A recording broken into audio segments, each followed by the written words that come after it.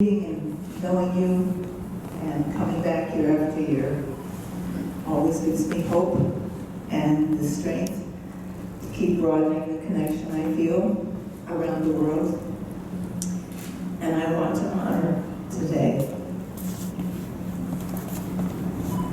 Dr. Tetsu Nakamura.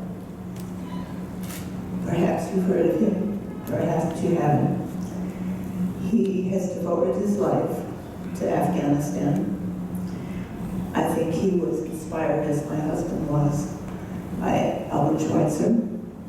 My husband served in other ways. But he went to Afghanistan as a doctor to help with leprosy. And he discovered what they didn't have was water. So he went back to Japan and he learned how the villagers had learned to make wells by cooperating with each other, digging the wells.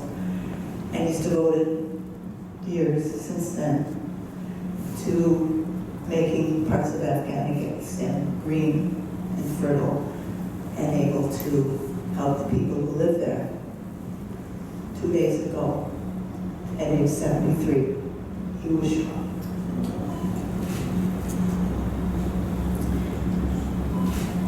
And I think that he's an example of tremendous courage, so that I know when we discuss the things that we discuss and we witness to what we're all doing with our lives and in our communities, there are many different levels of courage.